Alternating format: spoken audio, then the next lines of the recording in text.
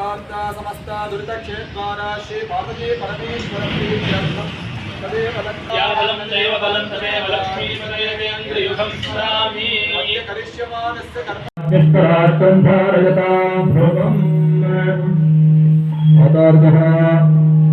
संप्रार्थ्य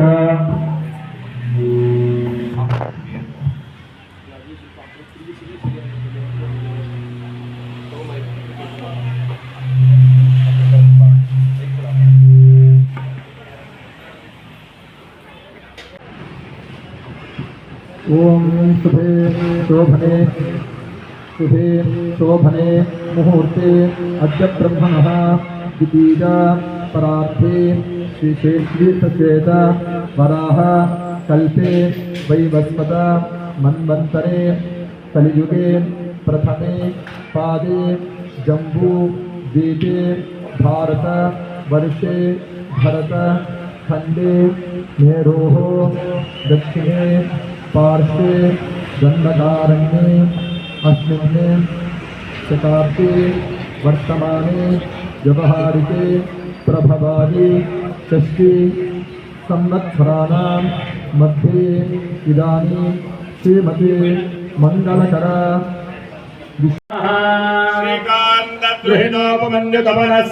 श्रीकान्तगृहीतोपमन्युतमनस्कन्देन्द्रनन्द्याजयः प्राचीन गुरवोऽपि यस्य करुणा लेखाख्यता गौरवम् तं सर्वाणि गुरुमनाज्ञवपुषम् मन्दस्मितालङ्कृतं सुमुद्राङ्कितमुद्रपाणिनलिनम्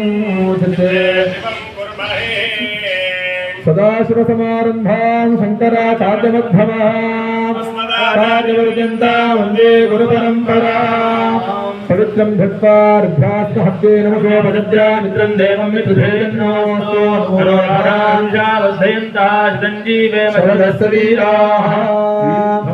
शमस्तु शुक्लाम्बरधरं विष्णुं शशिवर्णं चतुर्भुजं प्रसन्नवदनं ध्यायेत् सर्वविघ्नोपशान्तये संहितजा प्राणानायम्या ओमहस्राय नमः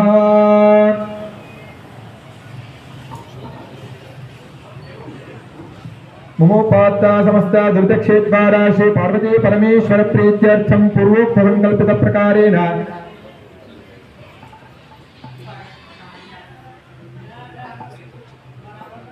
ओम अन्वाहार्दः ओम दक्षिणाः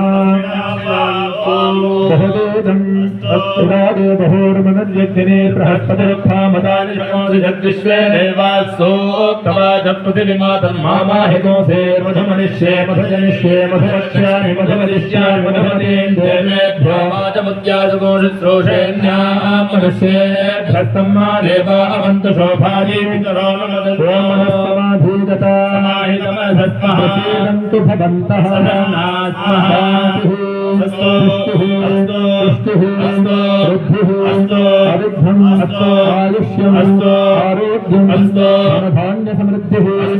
ब्राह्मणेभ्यः शुभं ईशान्यां बहिर्देशे अरिष्टगर्हनमस्तु आग्नेयामित्तापं तत्रजहनमस्तु सर्वा सम्पदः सर्वशोभनम् अस्तु शुभं कर्म पुनः कालो वाच्यताम् नक्षत्रं भद्रपुरुषं ददामि सूतरुमेते नक्षत्रं नीते तदोग्यो गच्छेत् पश्येत् तावद्गुरुमेते चारे स्यात् पुण्याहेव कुरुते प्रजाहं भवन्तो ब्रुवन्तो न्याहं तस्मिन्द्रो वृद्धश्रवाः पूजा विश्ववेदाः नत्तार्चोरिष्टनेमिः सत्सना बृहस्पतिर्ददातु भवन्तो ब्रुवन्तो कर्मणे स्वस्ति स्वहव्येन नमसा प्रसत्या मित्रं देवं विदधेयन्नोस्तो नो राधानविषावद्धयन्तः धनञ्जीवेम सर्वस्वीराः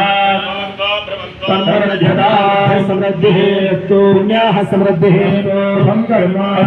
महादेवी प्रियतां प्रियतां भगवती श्री महाकाली महालक्ष्मी महासरस्वती स्वरूपिणी चंडिका परमेश्वरी अंबिका दिदः विक्रामोहदार सिंहस्वस्यवादिनः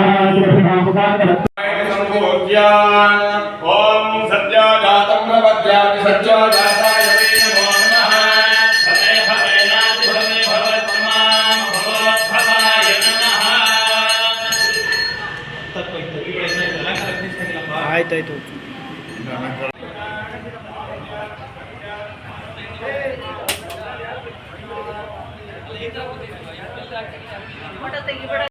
अमुं मनिषाणां सर्वं मनिषाणां तच्छय्यारावणीमहे गातुर्युज्याय गातुर्युज्यपदये दैवी स्वस्तिरस्तुनः स्वस्तिर्मानुषेभ्यः ऊर्ध्वं जिगातु भेषजं तन्नो अस्तुस्तिपदे तञ्जतुष्पदे ॐ शान्ति शान्ति शान्तिः हिरण्यवर्णामरुणीं सुवर्णरजस्वजां चन्द्रान्धेन्मयीं लक्ष्मीं जातवेदो महावः महावः जातवेदो लक्ष्मीर्मदपदामिनी यस्याहिरण्यं विन्द्रेयं गामस्वं पुरुषाणम् अष्टभूतां प्रपद्यामस्तिनारप्रबोधिनीं प्रियं देवीमपक्वये प्रियमा देवी दुर्गां कान्तां हिरण्यप्राकारामात्रां जलन्ते भक्तां सर्वयन्ते तस्मै शिलां पद्मवर्णान्तां योपक्वये प्रियम्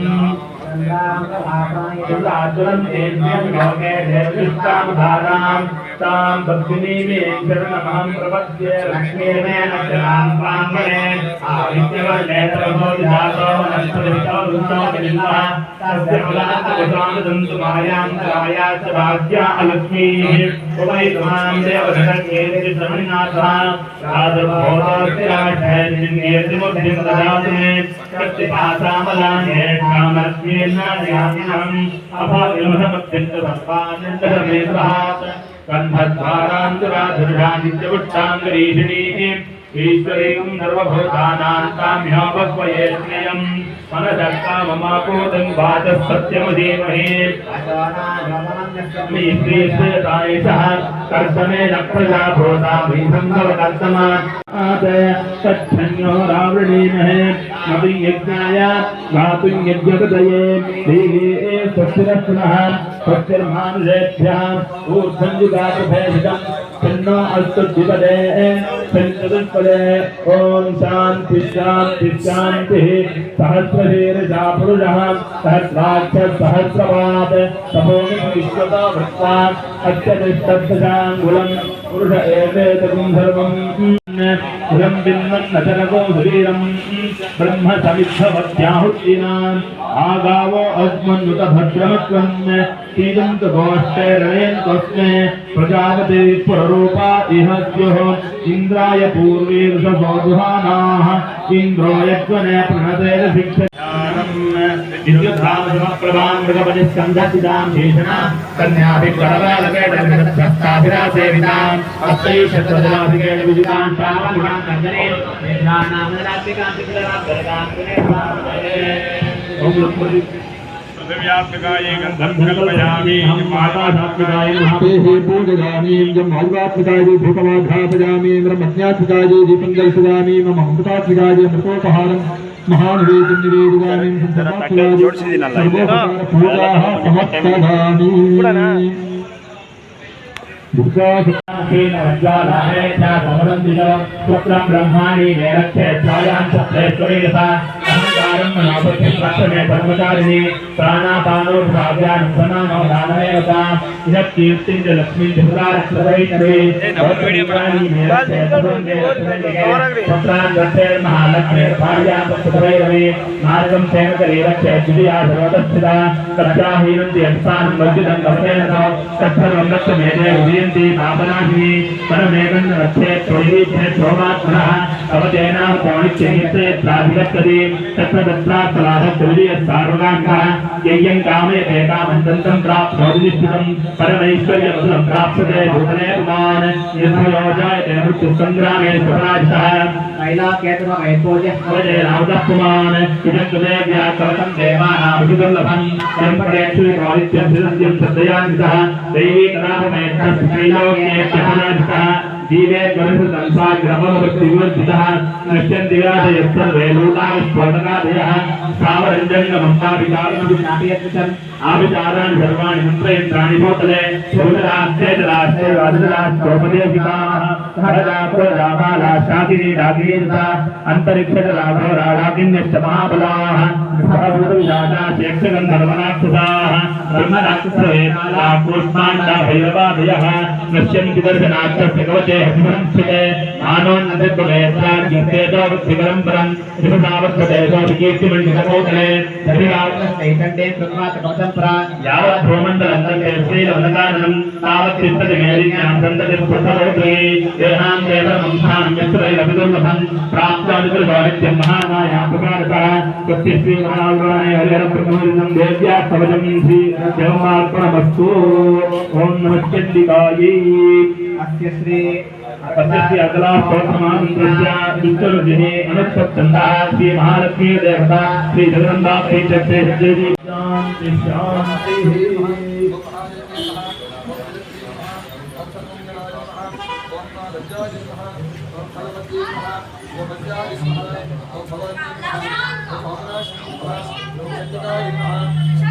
ओम अहं ब्रह्मे देवसविष्टराम्यमानायुक्ते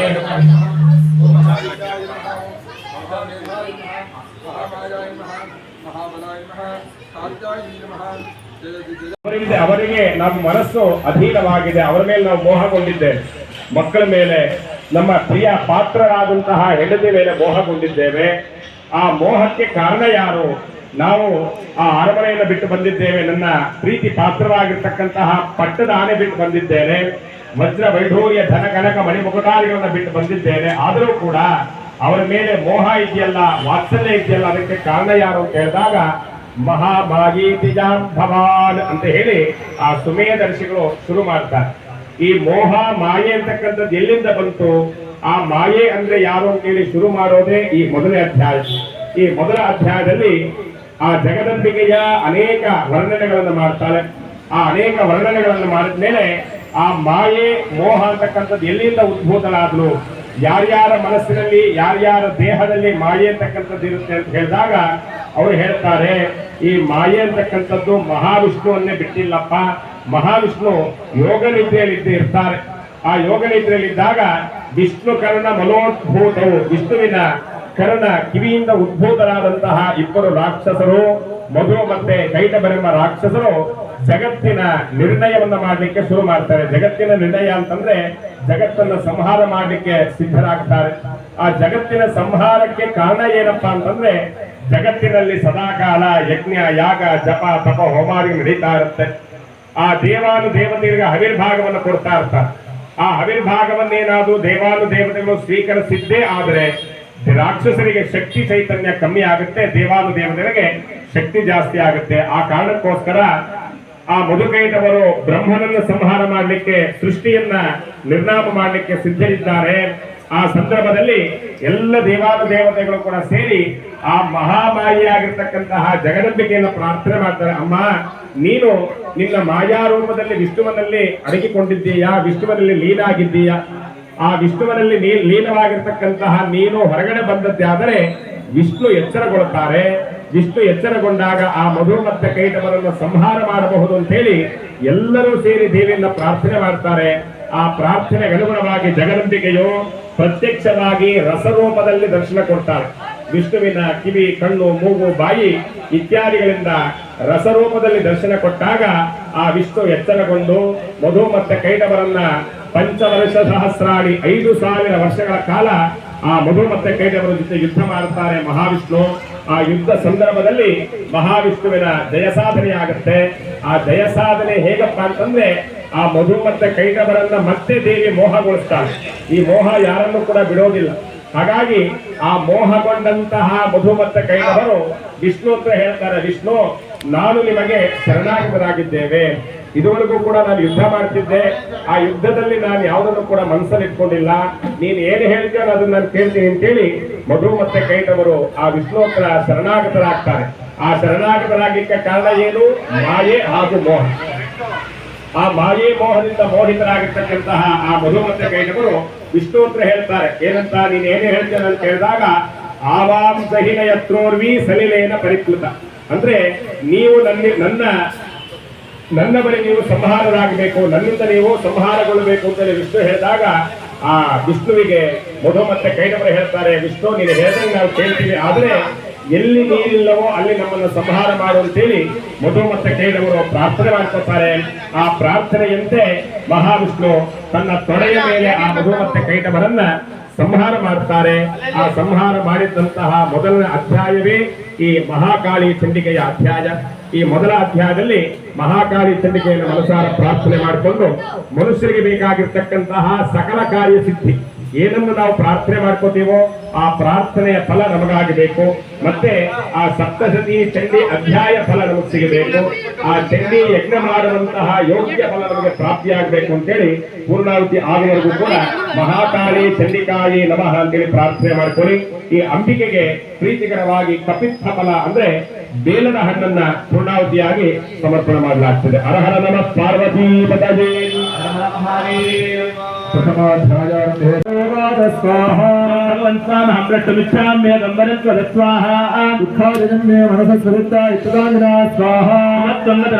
राज्यांगे शुगिरे शुभे जानदोपे धाग्य सकिमे मुनिसत्तम स्वाहा दारो भुक्ति स्त्रोत्रः सदनेन सुन्तच्चोषः तीर्थापति स्वाहा एवमेह तदाहन्दद्वाप्यन्दरुक्तो दृष्टदोषे विषयेमोत्वा वर्तमानसो स्वाहा अश्वमेधं महाभागं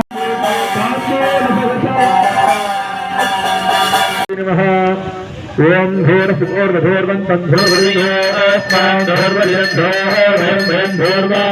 देवानामते महाकाली चंडिकाय नमः धूपम महाकाली चंडिकाय नमः दीपम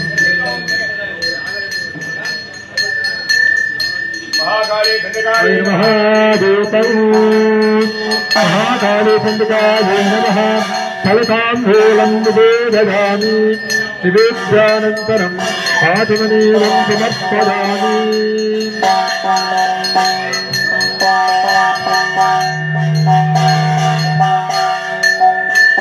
ओम महाकाली चंडिकाय नमः कालकेरखण्डद्वय महानिवेद्यं निवेदयामि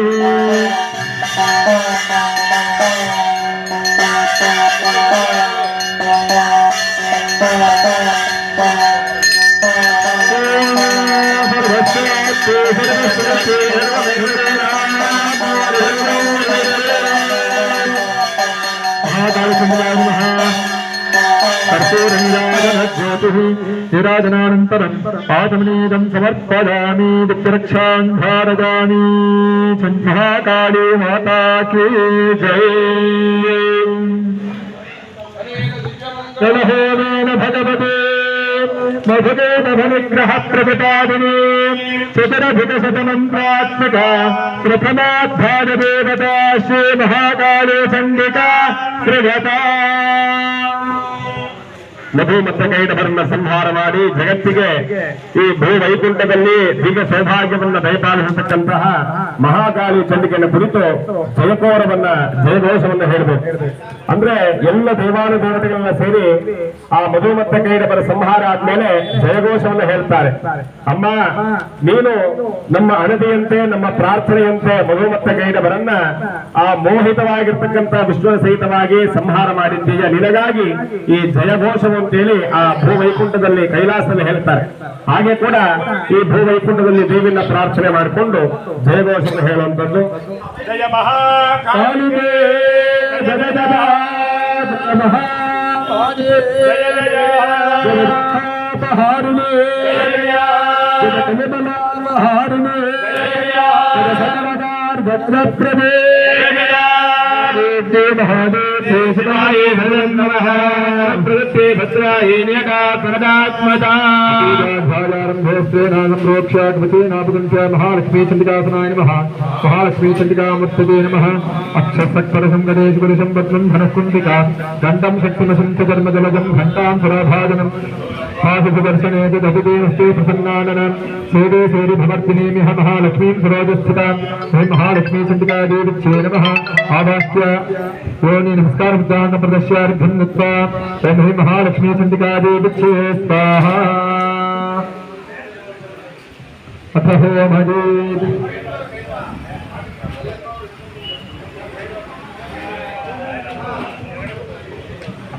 ಎರಡನೇ ಅಧ್ಯಾಯದಲ್ಲಿ ಮಹಾಲಕ್ಷ್ಮಿ ಚಂಡಿಗೆಯನ್ನು ಪ್ರಾರ್ಥನೆ ಮಾಡಿಕೊಂಡು ಈ ಅಧ್ಯಾಯದಲ್ಲಿ ಮಹಿಷಾಸುರನ ಉದ್ಭೂತನಾಗಿತ್ತೆ. ಆ ಮಹಿಷಾಸುರನು ಎಲ್ಲ ದೇವಾನು ದೇವತೆಗಳನ್ನ ತನ್ನ ಅಧೀನದಲ್ಲಿಟ್ಕೊಂಡು ಆ ರಾಕ್ಷಸರ ದುರಾಡಳಿತವನ್ನ ತೋರಿಸ್ತಾ ಇರ್ತಾನೆ. ಹಾಗಾಗಿ ಎಲ್ಲರೂ ಕೂಡ ಪರಮೇಶ್ವರಲ್ಲಿ ಪ್ರಾರ್ಥನೆ ಮಾಡ್ತಾರೆ. ಮೊದಲು ವಿಷ್ಣೋತ್ತರ ಕೇಳ್ತಾರೆ, ಭಗವಾನ್ ನಮ್ಮನ್ನು ಸಂರಕ್ಷಣೆ ಮಾಡು. ಆಗ ವಿಷ್ಣು ಹೇಳ್ತಾರೆ, ಇದು ನನ್ನ ಕರ್ತವ್ಯವಲ್ಲ. ತದನಂತರದಲ್ಲಿ ಬ್ರಹ್ಮನ ಹತ್ರ ಹೋಗ್ತಾರೆ. ಬ್ರಹ್ಮ ಹೇಳ್ತಾನೆ, ನಾನು ಕೇವಲ ಸೃಷ್ಟಿ ಮಾತ್ರ ಮಾಡಬಲ್ಲೆ, ಅದು ಕೂಡ ನನ್ನ ಜವಾಬ್ದಾರಿ ಇಲ್ಲ ಅಂತ ಹೇಳಿದಾಗ ಎಲ್ಲರೂ ಕೂಡ ಹೋಗಿ ಶಿವನಲ್ಲಿ ಪ್ರಾರ್ಥನೆ ಮಾಡ್ತಾರೆ. ಪರಮೇಶ್ವರ, ಈ ರೀತಿಯಾಗಿ ಮಹಿಷಾಸುರನ ದುರಾಡಳಿತದಿಂದ ನಾವೆಲ್ಲರೂ ಕೂಡ ಬಹಳ ಕಷ್ಟವನ್ನು ಅನುಭವಿಸುತ್ತಿದ್ದೇವೆ. ಹಾಗಾಗಿ ನಮ್ಮಲ್ಲಿ ಕರುಣೆ ತೋರು, ಅನುಗ್ರಹ ಮಾಡು ಅಂತ ಕೇಳಿದಾಗ ಶಿವ ಯೋಗ ನಿದ್ರೆಯಲ್ಲಿರ್ತಾರೆ. ಇವರೆಲ್ಲರ ಕಷ್ಟವನ್ನು ಕೂಡ ಕೇಳಿಸಿಕೊಂಡು ಶಿವನಿಗೆ ಆ ಕೋಪ ತಾಪಗಳ ಹೆಚ್ಚಾದಾಗ ಮೂರನೇ ಕಣ್ಣಿನಿಂದ ಜ್ವಾಲೆಯು ಪ್ರವೃತ್ತವಾಗುತ್ತೆ. ಆ ಜ್ವಾಲೆಯು ನಾರಿ ರೂಪವನ್ನು ಧರಿಸಿ ಜಗತ್ತಿಗೆ ದಿವ್ಯ ಪ್ರಕಾಶವನ್ನು ಕೊಟ್ಟಾಗ ಆ ಮಹಿಷಾಸುರನ ಸಂಕಲ್ಪ ಏನಿತ್ತು, ಮಹಿಷಾಸುರನ ವರ ಏನಿತ್ತಪ್ಪ ಅಂತಂದ್ರೆ, ನಾನು ಸ್ತ್ರೀಯಿಂದ ವಧೆ ಆಗಬೇಕು ಅಂತೇಳಿ ಮಹಿಷಾಸುರ ವರವನ್ನ ಬೇಡಿರ್ತಾನೆ. ಯಾಕಂದ್ರೆ ಒಂದು ಹೆಣ್ಣು ಬಂದು ನನ್ನ ಮುಂದೆ ನಿಲ್ಲಕ್ಕಾಗಲ್ಲ. ಆ ಕಾರಣಕ್ಕೋಸ್ಕರ ಬ್ರಹ್ಮನಲ್ಲಿ ವರ ಪಡ್ಕೊಂಡಿರ್ತಾರೆ. ಮಹಿಷಾಸುರ ಸ್ತ್ರೀಯಿಂದ ವಧನಾಗಬೇಕು ಅಂತೇಳಿ ಅನುಗ್ರಹ ಮಾಡು ಅಂತೇಳಿ ಬ್ರಹ್ಮನಲ್ಲಿ ವರ ಪಡ್ಕೊಂಡಿದ್ದಾಗ ಆ ದಿವ್ಯ ಜ್ಯೋತಿಯು ಕೂಡ ಹೆಣ್ಣಾಗಿ ಬದಲಾಗುತ್ತೆ. ಆ ಹೆಣ್ಣಿಗೆ ಸ್ವಾನ್ಯಾಯುಧಾನಿಚ, ತನ್ನ ತನ್ನ ಆಯುಧಗಳನ್ನ ಆ ದೇವಾನು ದೇವತೆಗಳು ಕೊಡ್ತಾರೆ. ಆ ಆಯುಧಗಳು ಕೊಟ್ಟಾಗಲೇ ಒಂದು ಚೈತನ್ಯ ಜಾಸ್ತಿ ಆಗುತ್ತೆ. ಆಗ ಅಲ್ಲಿದ್ದಂತಹ ಬ್ರಹ್ಮದೇವರು ಆಲೋಚನೆ ಮಾಡ್ತಾರೆ, ನಾವು ಆಯುಧಗಳನ್ನು ಮಾತ್ರ ಕೊಟ್ರೆ ಸಾಲದು, ನಮ್ಮ ಶಕ್ತಿ ಚೈತನ್ಯವನ್ನು ಕೂಡ ದೇವಿಯಲ್ಲಿ ತುಂಬಬೇಕು ಅಂತೇಳಿ ಬ್ರಹ್ಮನ ಶಕ್ತಿಯನ್ನು ಕೊಡ್ತಾರೆ. ಅದು ಬ್ರಾಹ್ಮಿ ದೇವತೆಯಾಗಿ ನಾವೆಲ್ಲ ಕೇಳಿರ್ತೀವಿ, ಬ್ರಾಹ್ಮಿ, ಮಾಹೇಶ್ವರಿ, ಕೌಮಾರಿ, ವೈಷ್ಣವಿ. ಆ ಬ್ರಹ್ಮನ ಶಕ್ತಿ ಬ್ರಾಹ್ಮಿ ದೇವತೆಯಾಗಿ, ವಿಷ್ಣುವನ ಶಕ್ತಿ ವೈಷ್ಣವಿಯಾಗಿ, ನರಸಿಂಹನ ಶಕ್ತಿ ನಾರಸಿಂಹೆಯಾಗಿ, ಕುಮಾರ ದೇವರು ಅಂದ್ರೆ ಸುಬ್ರಹ್ಮಣ್ಯ ದೇವರ ಶಕ್ತಿ ಕೌಮಾರಿ ದೇವಿಯಾಗಿ ಬದಲಾಗ್ತಾ ಹೋಗುತ್ತೆ. ಹೀಗೆ ಅಷ್ಟಮಾತ್ರಿಕೆಯ ಶಕ್ತಿಯೆಲ್ಲವೂ ಕೂಡ ಒಂದು ಕಡೆ ನಿಂತಾಗ ಪಾದಾಕ್ರಾಂತ್ಯ ನತಭುವಂ ಕಿರೀಟೋ ಲಿಖಿತಾಂಬರ, ಪಾತಾಳದಲ್ಲಿ ಪಾದವನ್ನು ತುಳಿದು ಕಿರೀಟದ ಅಂಬರದಲ್ಲಿ ತನ್ನ ಕಿರೀಟವನ್ನು ಉಜ್ಜುತ್ತಾ ಇರ್ತಾಳಂತೆ. ಅಷ್ಟು ಬೃಹದಾಕಾರವಾಗಿ ಬೆಳೆದಿರ್ತಾಳೆ ಜಗದಂಬಿಕೆ. ಆ ಬೆಳೆದಾಗ ಆ ಎಲ್ಲ ದೇವಾನು ದೇವತೆಗಳು ಕೂಡ ಸಂತೋಷಪಟ್ಟು ಜಯಘೋಷ ಹಾಕಿದಾಗ ಮಹಿಷಾಸುರನಿಗೆ ಆ ಜಯಘೋಷ ತನ್ನ ಮರಣವನ್ನು ತೋರಿಸ್ತಾ ಇರುತ್ತೆ. ಹಾಗಾಗಿ ಆ ಜಯಘೋಷ ಬಂದ ಕಡೆ ತನ್ನ ಸೈನ್ಯ ದಳಾಧಿಪತಿಯಾದಂತಹ ಚಿಕ್ಷುರನನ್ನು ಕಳಿಸ್ಕೊಡ್ತಾನೆ. ಆ ಮಹಿಷಾಸುರನ ಸೈನ್ಯ ದಳಾಧಿಪತಿಯಾಗಿರ್ತಕ್ಕಂತಹ ಚಿಕ್ಷುರ, ಮೌರ್ವ, ದೌರ್ವ ಇತ್ಯಾದಿಗಳಾಗಿರ್ತಕ್ಕಂತಹ ಎಲ್ಲ ರಾಕ್ಷಸರು ಕೂಡ ಕಾಡಿನಲ್ಲಿ ಕಾಡಿಗಿಚ್ಚಿಗೆ ಸಿಕ್ಕಂತಹ ಸೆರೆಗೆಲೆಗಳಂತೆ ಅವರೆಲ್ಲರೂ ಕೂಡ ಸಂಹಾರವಾದದ್ದೇ ಈ ಎರಡನೇ ಅಧ್ಯಾಯದ ಅಧಿದೇವತೆಯಾಗಿ ಮಹಾಲಕ್ಷ್ಮಿ ಚಂಡಿಕೆಯನ್ನು ಪ್ರಾರ್ಥನೆ ಮಾಡಿಕೊಂಡು ಕೊಬ್ಬರಿಯನ್ನ ಪೂರ್ಣಾವತಿಯಾಗಿ ಸಮರ್ಪಿಸಲಾಗುತ್ತೆ.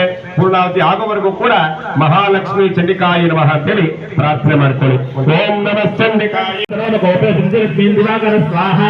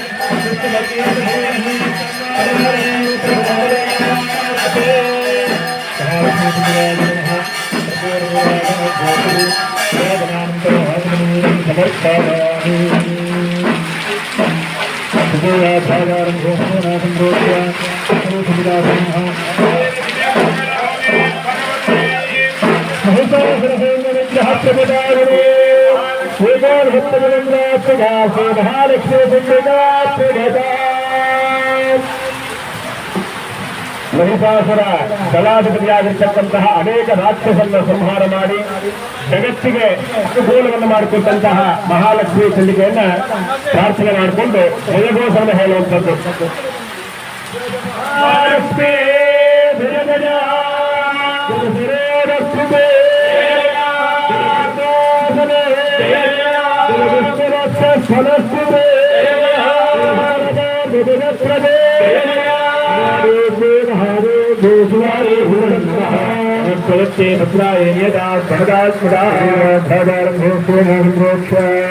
सुंदरी संविदाग्रम सुंदरी संविदामृतगो नमः उद्धारसहस्रनाम मनवच्छेदनं भूमालिकां कट्टारुत्तरो भरागतवदे मुक्तान भूतंतरं साध्यो विदुन्दनं इंद्रस्य योगेन कट्टहनां प्रतरगुणां जोरं दुष्टां सुंदरी संविदा महावाक्या विदत्ता प्रभु सुंदरी संविदाये स्वाहा मनसारे भवन्तः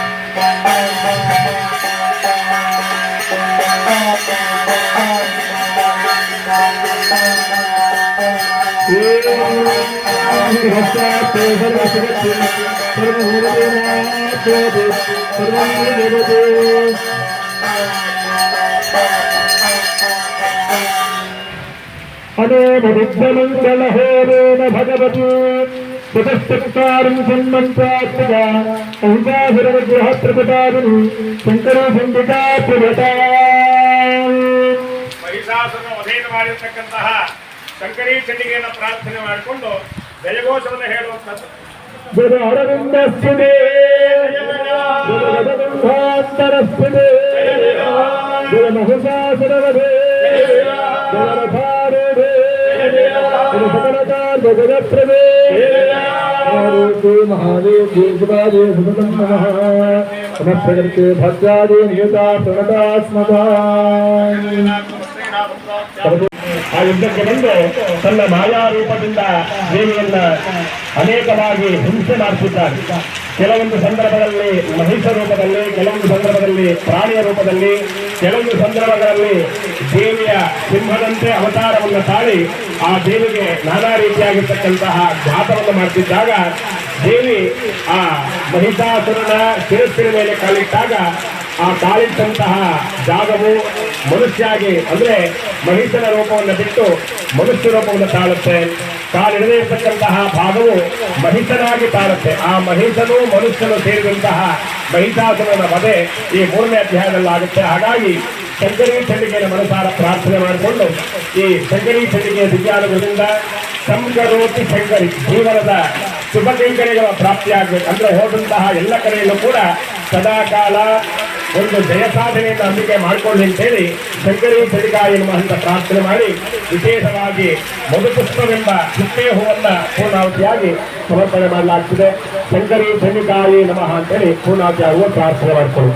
ಓಂ ನಮಃ ಚಂಡಿಕಾಯ ಓಂ ಋಷಭಾದಸ್ವಾಹ ಓಂ ಯಜ್ಞಮಾನಂದಮೂಲಗ್ರಹಾಗ್ರಹ ಸೇನಾನಿ ವಿಶ್ವರಂಗೋಪಾತ್ಯೋತಾಂಬಿಕಂ ಸ್ವಾಹ ಸುದೇವೇಂದ್ರದರ್ಶನೋರ್ಪುರಃ ಸುಧಾನೋರ್ಗೋಪಿಕಂ ತೋಡದರ್ಶನದೇ ಸ್ವಾಹ ಋತ್ವಾದೋವೇ ದೇವಿಲೇ ಸರ್ವೋತ್ಕರಾನ್ ಪ್ರಧಾನಕಾನ್ಬಾನೇ ರಿಂತಾರಂ ಸೇವಾದಿನಂ ಸ್ವಾಹ ಪುತ್ರೇ ಸಹಸ್ರಸ್ಯ ಪರಂತಾಪಸಮಸ್ತಂ ಸ್ವಾದೇವದಾತೆ ಸುಖಂಡಸಂಧಾನವಾಸುದೇ ಸ್ವಾಹ ಚರನ್ನಾಗಿರುತೋ ಹತಾಶ್ಚ ಹತಸಾರಥೇ ಅಭ್ಯದಾವದಾಂತೆ ಲಿಂಗಕಂ ಮಧುವಾಸುರ ಸ್ವಾಹ ಇಂದ್ರಮೋಹತ್ವ ಭಕ್ತೇನ ತೀರ್ಥಭಾರಿಣಮೂರ್ಧಂ ಆದದಾನಪ್ರಯೋಗಂ ಯೋ ದೇವೇನ ಸುಖದೇವಯಾಂ ಸ್ವಾಹ ಸತ್ವಾಭುಜಂ ಪ್ರಾಪ್ಯ ಪ್ರಧಾನ ನೃಪನಂದನ ತಥೋ ತದ್ವಾಹ ಗೂಢಂ ಸರ್ವೋಪಾದನ ಭಗವಾದನ ಸ್ವಾಹ ಭಕ್ತೋ ಭಕ್ತಕಾರ್ಯ ಮಹಾಪುರಃ ರಾಜೇಂದ್ರಮೋಹನಂ ದೇವೋಧಿ ರಘುಮಂ ಮಧುನಾಂಬರಾ ಸ್ವಾಹ ಸಂಸಾರದಾಪದಚ್ಚೋಲಂ ದೇವೀಶೂಲಂ ಮಿಂಕಟ ಏನ ತತ್ಸಂಗಾಮಿ ಸಂಶೋಲಂ ಮಹಾಸುರ ಸ್ವಾಹ ಭಗವತ ಸಿಂಹಾವೇಶೋ ಭಗವತ್ಸಮೋಷದೆ ಆದದಾನಪದಾರೇಹ ಸಾಧನ ಸುಧಾರ್ಧನ ಸ್ವಾಹ ರಕ್ತಿಂ ಮೋತಾರ್ಧೇಯಾರ್ತಾ ಉಲ್ಲುಕಾರ್ಧಂ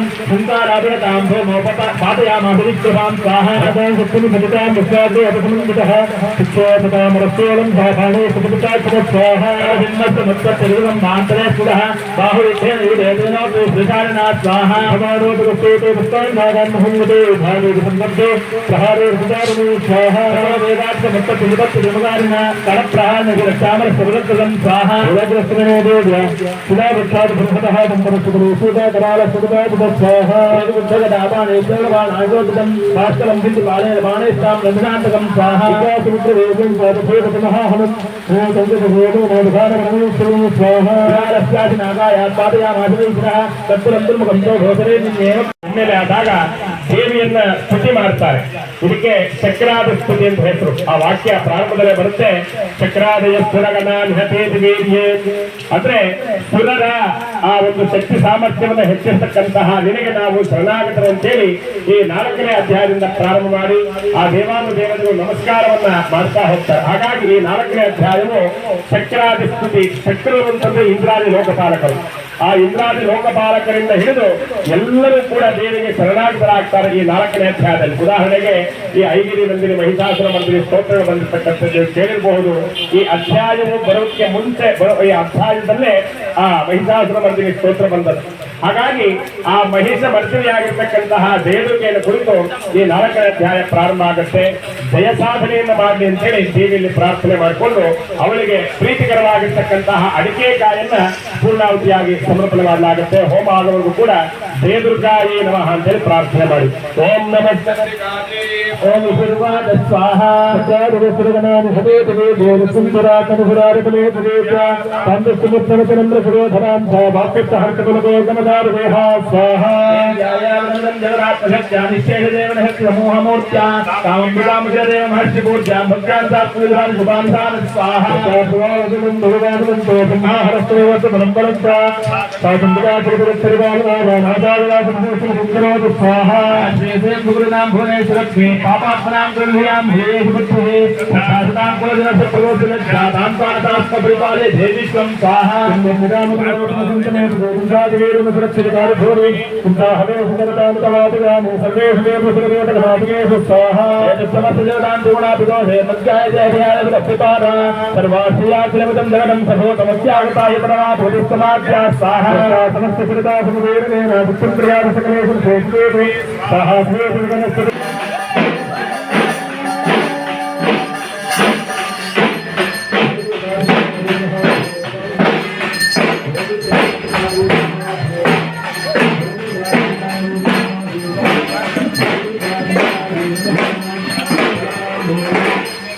ಯಾಕೆ नमो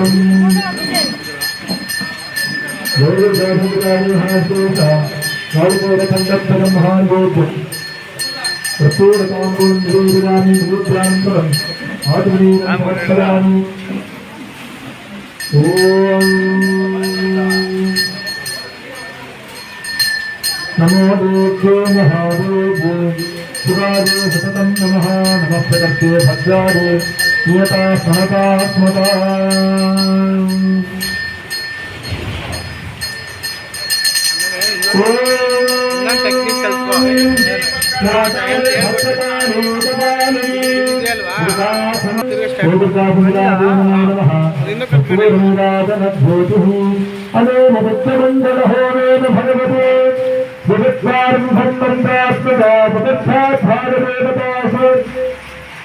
ಆ ಶುಂಭ ಹಾಗೂ ಶುಂಭ ರಾಕ್ಷಸ ಏನ್ ಮಾಡ್ತಾರಪ್ಪ ಅಂತಂದ್ರೆ ಆದಿತ್ಯಾದಿ ನವಗ್ರಹಗಳನ್ನು ಮೆಟ್ಲಾಗಿ ಮಲಗಿಸ್ಕೊಂಡಿರ್ತಾರಂತೆ. ಅವ್ರ ಮೇಲೆ ನಿಧಾನವಾಗಿ ಹತ್ಕೊಂಡು ಹೋಗಿ ಆಸನ ಮೇಲೆ ಕೂತ್ಕೊಳ್ಳೋದು. ಅಷ್ಟು ಮಹಾಕ್ರೂರಿಗಳಾಗಿ ಶುಂಭ ಹಾಗೂ ಶುಂಭ ರಾಕ್ಷಸರು ಜಗತ್ತನ್ನು ಆಳ್ತಾ ಇರ್ತಾರೆ. ಅಂತಹ ಸಂದರ್ಭದಲ್ಲಿ ದೇವಾದ ದೇವತೆಗಳನ್ನ ಸ್ಮರಣೆ ಮಾಡಿ ಆ ಜಗದಂಬಿಕೆಯಾಗಿರ್ತಕ್ಕಂಥವರು ನವಿಲು ವಾಸ ಮಾಡುವಂತಹ ಕಾಂಚನ ಶೈಲ ಅಂತಕ್ಕಂತಹ ಒಂದು ಬೆಟ್ಟದ ಮೇಲೆ ವಾಸ ಮಾಡಿರ್ತಾರೆ. ಆ ಕಾಂಚನ ಶೈಲದಲ್ಲಿ ಜಗದಂಬಿಕೆ ವಾಸ ಮಾಡ್ತಿದ್ದಾಗ ಎಲ್ಲ ಪ್ರೇಮದ ದೇವತೆಗಳು ಕೂಡ ಆ ದೇವಿನ ಕುರಿತು ಪ್ರಾರ್ಥನೆ ಮಾಡ್ತಾರೆ. ಆ ಪ್ರಾರ್ಥನೆಯನ್ನು ಕೇಳಿ ದೇವಿಗೆ ಅನ್ಸುತ್ತೆ ನನ್ನನ್ನು ನೋಡಿ ಎಲ್ಲರೂ ಕೂಡ ಪ್ರಾರ್ಥನೆ ಮಾಡ್ತಿದ್ದಾರೆ, ಹಾಗಾಗಿ ಅನುಗ್ರಹ ಮಾಡಬೇಕು ಅಂತ ಹೇಳಿ ಆಗಲ್ಲ. ಹಾಗಾಗಿ ತನ್ನ ದೇಹದಿಂದ ಒಂದು ಶಕ್ತಿಯನ್ನು ಹೊರಹಾಕ್ತಾರೆ. ಆ ಶಕ್ತಿಯ ಹೆಸರು ಕೌಶಿಕಿ ಅಂತ ಹೇಳ್ತಾರೆ.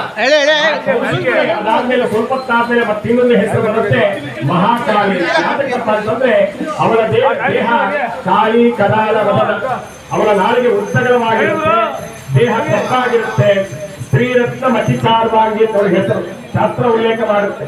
ಕಾಳಿ ಅಂತಂದ್ರೆ ನೋಡ್ಲಿಕ್ಕೆ ಭಯಂಕರವಾಗಿರುತ್ತೆ ಅಂತ ಹೇಳಿ ನಾವೆಲ್ಲ ಭಾವನೆ ಮಾಡ್ಕೊಂಡಿವಿ. ಆದ್ರೆ ಆ ಮಾರ್ಕಂಡೇಯ ಪುರಾಣದಲ್ಲಿ ದೇವಿಯನ್ನು ವರ್ಣನೆ ಮಾಡ್ತಾರೆ. ಸ್ತ್ರೀರತ್ನ ಮತಿಚಾರವಾಗಿ ಆ ಹೆಣ್ಣಿನ ಕುಲದಲ್ಲೇ ಇವಳು ಅಂದ್ರೆ ಜಗದಂಬೆಗೆ ಅತಿ ಸುಂದರರಾಗಿ ಕಾಣಿಸ್ತಾ ಇರ್ತಾರೆ. ಕಪ್ಪಾಗಿದ್ರು ಕೂಡ ಕಳೆಯಾಗಿದ್ದಾಳೆ. ಅವರು ಆ ಕಾಂಚನ ಅಂತಕ್ಕಂತಹ ಬೆಟ್ಟದ ಮೇಲೆ ವಾಸಿದ್ರೆ ಆ ಚಂಡ ಮುಂದರಿಗೆ ಆ ಹೆಣ್ಣನ್ನು ನೋಡಿ ಆಸೆ ಆಗುತ್ತೆ. ಈ ಹೆಣ್ಣೇನಾದ್ರೂ ನಮ್ಮ ಸಾಮ್ರಾಜ್ಯದ ಅಧಿಪತಿ ಆಗಿರ್ತಕ್ಕಂತಹ ಶುಂಭ ಹಾಗೂ ವಿಶುಂಭನ ಆಸ್ಥಾನದಲ್ಲಿ ಏನಾದ್ರು ಇದ್ರೆ ಅವರನ್ನ ಮದುವೆ ಆಗಿದ್ದೆ ಆದ್ರೆ ನಮ್ಮ ಸಾಮ್ರಾಜ್ಯ ಸುಭಿಕ್ಷವಾಗಿದೆ, ಯಾಕಂದ್ರೆ ಅಷ್ಟು ಸುಂದರವಾಗಿದ್ದಾಳೆ. ಹಾಗಾಗಿ ಆ ದೇವಿ ಅಂತೇಳಿ ಅವಳಿಗೆ ಗೊತ್ತಿಲ್ಲ, ಆ ರಾಕ್ಷಸರಿಗೆ ಗೊತ್ತಿಲ್ಲ. ಹಾಗಾಗಿ ಆ ಚಂಡಮುಂಡಾಸುರರು ಶುಂಭ ರಾಕ್ಷಸರು ಹೇಳ್ತಾರೆ, ನೀನು ನಿನ್ನ ಅರಮನೆಯಲ್ಲಿ ಉತ್ತೇಜಿಸತಕ್ಕಂತಹ ಕುದುರೆಯನ್ನ ಕದ್ದು ತಂದಿದ್ಯಾ, ಮಹಾಮಣಿ ಮೌಕ್ತಿಕಾದಿಗಳನ್ನ ಕದ್ದು ತಂದಿದ್ಯಾ, ದೇವಾದ ದೇವತೆಗಳನ್ನ ಹೆದರಿಸಿ ಅವರಿಗೆ ಹೊಡೆದು ಕಿತ್ಕೊಂಡು ಅನೇಕ ಅರಮನೆಯಲ್ಲಿ ಹಾಕಿ ಇಟ್ಕೊಂಡಿದ್ಯಾ. ಆದರೆ ಸ್ತ್ರೀರತ್ನ ಅಂತಕ್ಕಂತಹ ಹೆಣ್ಣಿನ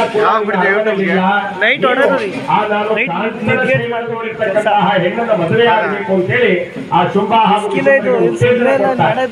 ಆ ಉತ್ತೇಜನದಂತೆ ಕಳಿಸ್ಕೊಡ್ತಾರೆ. ಆ ದೂತ ಬಂದು ದೇವೇಂದ್ರ ಹೇಳ್ತಾನೆ, ಅಮ್ಮ ನೀನ್ ನೋಡು, ಈ ರಾಕ್ಷಸರ ಅಧಿಪತಿ ಆಗಿರ್ತಕ್ಕಂತಹ ಶುಂಭ ಹಾಗೂ ಮದುವೆ ಆಗುತ್ತೆ ಆದ್ರೆ ಅನೇಕ ಸೌಭಾಗ್ಯ ಆ ರಾಕ್ಷಸ ಹೇಳ್ತಾರೆ. ಯಾರು ದೂತ ಹೇಳ್ತಾರೆ.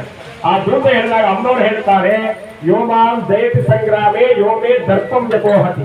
ಈ ವಾಕ್ಯವನ್ನು ನಾವು ಗಮನಿಸ್ಕೋಬೇಕು. ಇದ್ರಲ್ಲಿ ಬರುತ್ತೆ, ಯೋಮಾಂ ಜಯತಿ ಸಂಗ್ರಾಮೇ, ಯಾರು ನನ್ನನ್ನ ಸಂಗ್ರಾಮದಲ್ಲಿ ಜಯಿಸ್ತಾರೋ, ಯಾರು ನನ್ನ ಯುದ್ಧದಲ್ಲಿ ದರ್ಪವನ್ನು ಕಮ್ಮಿ ಮಾಡ್ತಾರೋ, ಸಮೇ ಭರ್ತ ಭವಿಷ್ಯತಿ, ನಾನು ಅವರಿಗೆ ಭರ್ತ ಅಂತಂದ್ರೆ ಹೆಂಡತಿ ಆಗ್ತೇನೆ ಅಂತ ಹೇಳಿ ಸಂಕಲ್ಪ ಮಾಡಿದ್ದೇನೆ. ಅಮ್ಮನವರು ಹೇಳ್ತಾರೆ, ಯಾರು ನನ್ನನ್ನು ಯುದ್ಧದಲ್ಲಿ ಗೆಲ್ತಾರೋ ಅವರನ್ನು ಮಾತ್ರ ನಾನು ಮದುವೆ ಆಗ್ತೇನೆ ಅಂತ ಹೇಳಿ ಸಂಕಲ್ಪ ಮಾಡಿದ್ದೇನೆ. ಹಾಗಾಗಿ ನಿನ್ನ ಶುಂಭ ಹಾಗೂ ವಿಶುಂಭನೆಂಬ ರಾಕ್ಷಸರನ್ನ ಸುಮ್ಮನೆ ಮದುವೆ ಆಗಕ್ಕಾಗಲ್ಲ, ನನ್ನೊಂದಿಗೆ ಯುದ್ಧ ಮಾಡ್ಲಿಕ್ಕೆ ಹೇಳು ಅಂತ ಹೇಳಿ ದೇವಿ ಹೇಳ್ತಾರೆ. ಇದಕ್ಕೆ ಒಂದು ಕಾರಣ ಇದೆ. ಏನು ಕಾರಣ ಅಂತಂದ್ರೆ ಶುಂಭ ಹಾಗೂ ವಿಶುಂಭನ ಆಸ್ಥಾನದಲ್ಲಿ ಮೊದಲು ಮತ್ತೆ ಅನೇಕ ರಾಕ್ಷಸರ ದಳಗಳು ಆ ಸಾಮ್ರಾಜ್ಯದಲ್ಲಿ ಇರ್ತಾರೆ. ಆತ ಯುದ್ಧಕ್ಕೆ ಬರೋಂಗೇ ಇಲ್ಲ. ಸುಮಾರಾಗಿ ಎಂಥದ್ದೇ ಸಾಮ್ರಾಜ್ಯವನ್ನು ಗೆಲ್ಲಬೇಕಾದ್ರೂ ಕೂಡ ಶುಂಭ ಹಾಗೂ ವಿಶುಂಭರು ತನ್ನ ಸೈನ್ಯ ದಳಾಧಿಪತಿ ಆಗಿರ್ತಕ್ಕಂತಹ ಧೂಮ್ರಲೋಚನ, ಕಾಳಕೇಯ, ಮೌರ್ಯವಾಗತಕ್ಕಂತಹ ಅನೇಕ ರಾಕ್ಷಸರನ್ನ ಕಳಿಸ್ಕೊಟ್ಟು ಹಾಗೂ ವಿಶೇಷವಾಗಿ ರಕ್ತಬೀಜನೆಂಬ ರಾಕ್ಷಸನ ಕಳಿಸ್ಕೊಟ್ಟು ಯುದ್ಧವನ್ನು ಗೆಲ್ತಾ ಇರ್ತಾರೆ. ಧೂಮ್ರಲೋಚನ ಹೋದ್ರೇನೆ ಅರ್ಧ ಯುದ್ಧ ಗೆದ್ದಾಯ್ತು. ಇನ್ನು ಕಾಳಕೇಯ ಅಂತಕ್ಕಂತಹ ರಾಕ್ಷಸ ಹೋದ್ರೆ ಸಂಪೂರ್ಣವಾಗಿ ಯುದ್ಧವನ್ನು ಗೆದ್ದು ಬರ್ತಿದ್ದ. ಇಂದ್ರಪ್ರಸ್ಥಾನವನ್ನ ಗೆದ್ದದ್ದೇ ಕಾಳಕೇಯ ಮಹಾರಾಜ, ಅಂದ್ರೆ ಕಾಳಕೇಯ ರಾಕ್ಷಸ. ಹಾಗಾಗಿ ಆ ಶುಂಭ ಹಾಗೂ ನಿಶುಂಭರು ಯುದ್ಧಕ್ಕೆ ಹೋಗುವಂತಹ ಪ್ರಸಂಗವಿಲ್ಲ. ಅವರು ಯುದ್ಧಕ್ಕೆ ಬಂದ್ರೆ ಮಾತ್ರವೇ ಅವರನ್ನು ಸಂಹಾರ ಮಾಡುವಂಥದ್ದು. ಹಾಗಾಗಿ ದೇವಿ ಒಂದು ವಾಕ್ಯವನ್ನ ತಾನೇ ಸೃಷ್ಟಿ ಮಾಡ್ಕೊಂಡು ಹೇಳ್ತಾಳೆ, ಯೋಮೇಶ ಯೋಮಾನ್ ದೇಶ ಸಂಗ್ರಾಮೆ. ಯಾರು ನನ್ನನ್ನ ಮದುವೆ ಆಗಬೇಕು ಅಂತ ಹೇಳಿ ಆಸೆ ಪಡ್ತಾರೋ ಅವರು ನನಗೆ ಯುದ್ಧದಲ್ಲಿ ಗೆಲ್ಲಿಸಬೇಕು, ನನ್ನನ್ನ ಗೆಲ್ಲಬೇಕು ಅಂತ ಹೇಳಿ ಅಪ್ಪವರು ಹೇಳಿದಾಗ ಶುಂಭ ನಿಶುಂಭನನ್ನ ಯುದ್ಧಕ್ಕೆ ಕರೆಯುವಂತಹ ಪ್ರಸಂಗ ಈ 5ನೇ ಅಧ್ಯಾಯವಾಗಿರುತ್ತೆ.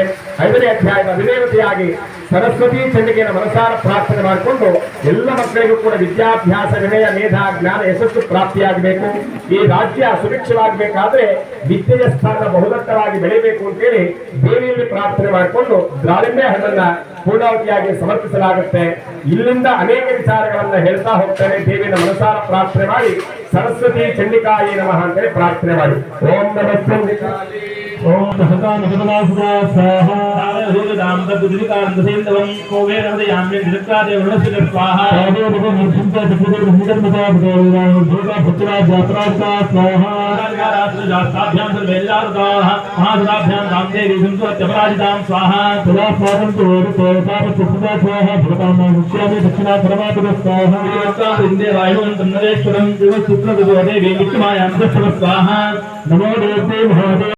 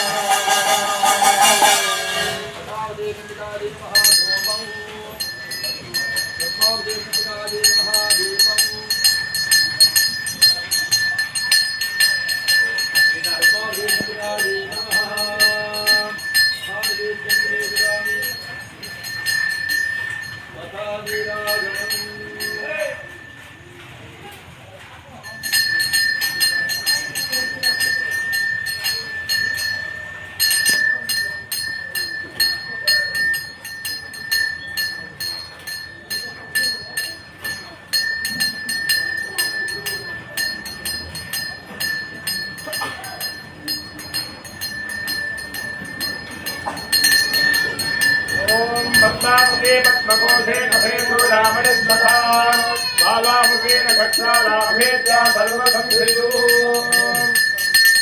पद्मावती जनिकायै नमः अनन्तकर्पूरनीराञ्जनज्योतिः अनेन विश्वमङ्गलहोमेन भगवती चतुर्विंशतिमन्त्रात्मिकां ध्याय देवता श्री पद्मावती चण्डिका प्रेयसां ತುಂಗಲೋಚನ ಮಹಾರಾಜನ ಸಂಹಾರ ಮಾಡಿರ್ತಕ್ಕಂತಹ ಪದ್ಮಾವತಿ ಚಂಡಿಕೆಯನ್ನು ಪ್ರಾರ್ಥನೆ ಮಾಡಿ ಜಯಘೋಷವನ್ನು ಹೇಳುವಂಥದ್ದು. ಜಯ ಮಹಾಘೋಷರ ನಮಃ ನಮಃ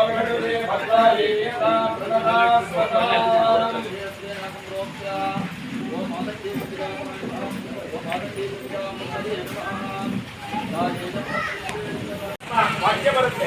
ಆ ಹುಂಕಾರವೆಂಬ ವಾಕ್ಯದಲ್ಲಿ ಗಾಳಿಯಲ್ಲಿ ಆ ಧೂಮ್ರಲೋಚಕ ಸಂಹಾರ ಮಾಡ್ತಾರೆ. ಈ 6ನೇ ಅಧ್ಯಾಯದಲ್ಲಿ 6ನೇ ಅಧ್ಯಾಯದ ಅಧಿದೇವತೆಯಾಗಿ ಜಗದಂಬಿಕೆ ಪದ್ಮಾವತಿ ಚಂಡಿಕೆಯನ್ನು ಪ್ರಾರ್ಥನೆ ಮಾಡಿಕೊಂಡು ದೇವಿಗೆ ಪ್ರೀತಿಕರವಾಗಿರ್ತಕ್ಕಂತಹ ನಾರಂಗ ಫಲ, ಕಿತ್ತಳೆ ಹಣ್ಣು, ಹಿರಳಿಕಾಯಿ ಇತ್ಯಾದಿಗಳನ್ನ ದೇವಿಗೆ ಪೂರ್ಣಾವತಿಯಾಗಿ ಸಮರ್ಪಣೆ ಮಾಡಲಾಗುತ್ತೆ.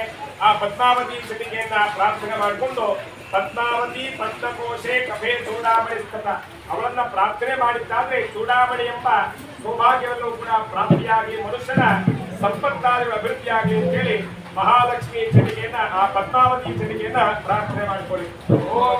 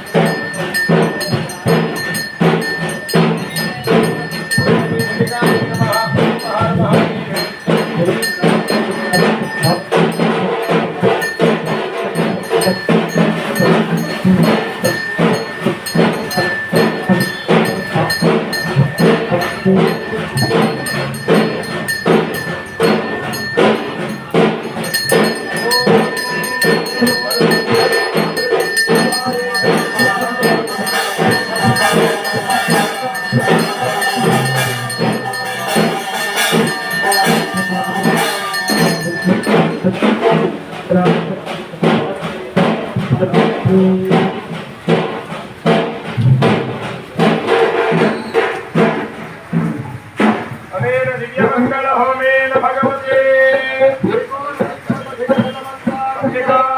ಪಂಚಮಾಧ್ಯಾಯ ದೇವತಾ ಶ್ರೀ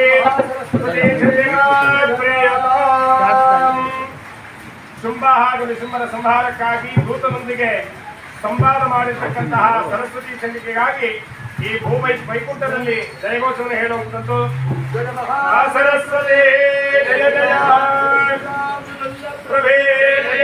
ನಾನು ನಿನ್ನಲ್ಲಿ ಸಂಹಾರ ಅಂದ್ರೆ ನಿನ್ನಲ್ಲಿ ನಾನು ಲೀನವಾಗ್ತೇನೆ, ಹಾಗಾಗಿ ನೀನೇ ಮುಂದೆ ಅವರನ್ನು ಸಂಹಾರ ಮಾಡಬೇಕು ಅಂತೇಳಿ ದೇವಿ ಹತ್ರ ಹೇಳಿದಾಗ ದೇವಿ ಕಾಳಿಯನ್ನ ಕಂಡು ಒಂದು ವಾಕ್ಯವನ್ನು ಹೇಳ್ತಾರೆ, ಯಸ್ಮಾತ್ ಚಂಡಂತ ಮುಂಡಂತ ಗೃಹೀತ್ವಾ ತ್ವಾಮುಪಾಗತ. ನೀನು ಯಾರು ಚಂಡಮುಂಡನ ಶಿರಸನ್ನ ತಂದಿದ್ದೀಯ ಆ ಕಾರಣಕ್ಕೋಸ್ಕರ ಚಾಮುಂಡೀತಿ ತಥೋಲೋಕೆ ಖ್ಯಾತಾದೇವಿ ಭವಿಷ್ಯತಿ. ಚಾಮುಂಡಿ ಅಂತೇಳಿ ಪ್ರಖ್ಯಾತಿಯಾಗಿದ್ದು ಈ 7ನೇ ಅಧ್ಯಾಯದಲ್ಲಿ. ಹಾಗಾಗಿ 7ನೇ ಅಧ್ಯಾಯದ ಅಧಿದೇವತೆಯಾಗಿ ಮಾತಂಗಿ ಚಂಡಿಗೆಯನ್ನ ರಾಜಮಾತಂಗಿ ಅಂತ ಹೇಳಿ ಮಧುರ ಮೀನಾಕ್ಷಿಯಾಗಿ ಪ್ರಾರ್ಥನೆ ಮಾಡಿಕೊಳ್ಳೋದು. ರಾಜಮಾತಂಗಿ ಚಂಡಿಗೆಯನ್ನ ಪ್ರಾರ್ಥನೆ ಮಾಡಿಕೊಂಡು ಅವಳಿಗೆ ಕುಂಬಳಕಾಯನ್ನ ಪೂರ್ಣಾವತಿಯಾಗಿ ಸಲ್ಲಿಸಲಾಗುತ್ತೆ. ಪೂರ್ಣಾವತಿಯಾಗಿ ಸಲ್ಲಿಸಿ ಕುಂಬಳಕಾಯನ್ನ ಪೂರ್ಣಾವತಿಯಾಗಿ ಸಲ್ಲಿಸಿ ದೇವಿಯಲ್ಲಿ ಪ್ರಾರ್ಥನೆ ಮಾಡಿಕೊಂಡು ರಾಜಮಾರ್ಗ ಪ್ರಾಪ್ತಿಯಾಗಬೇಕು, ರಾಜ್ಯ ಎಲ್ಲವೂ ಕೂಡ ಸುಭಿಕ್ಷವಾಗಿರಲಿ ಅಂತ ಹೇಳಿ ದೇವಿಯಲ್ಲಿ ಪ್ರಾರ್ಥನೆ ಮಾಡಿಕೊಳ್ಳು. ಓಂ ನಮಸ್ತೆ स्वाहा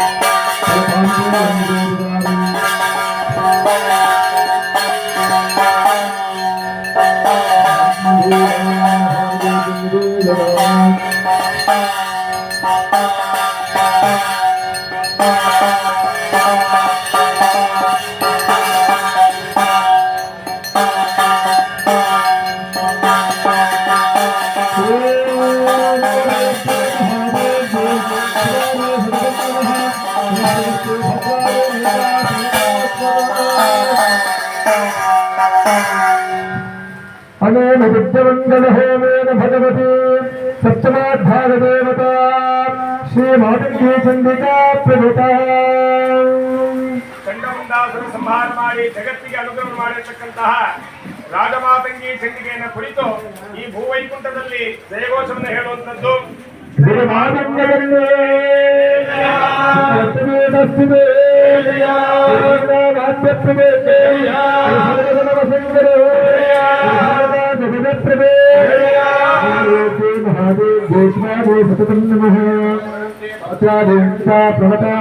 ಗಮ್ಯ ನಮ್ಮ ಗಮನವು ಭವ್ಯವಾಗಿರಲಿ ಅಂತೇಳಿ ದೇವಿಯಲ್ಲಿ ಪ್ರಾರ್ಥನೆ ಮಾಡಿಕೊಂಡು ಕಬ್ಬನ್ನ ಪೂರ್ಣಾವತಿಯಾಗಿ ಸಮರ್ಪಣೆ ಮಾಡಲಾಗುತ್ತೆ. ಭವಾನಿ ಚಂಡಿಕಾಯಿ ನಮಃ ಅಂತೇಳಿ ಪೂರ್ಣಾವತಿಯಾಗಿ ಕೂಡ ಪ್ರಾರ್ಥನೆ ಮಾಡಿಕೊಳ್ಳು. ಓಂ ನಮಃ ಚಂಡಿಕಾಯಿ ಸ್ವಾಹ.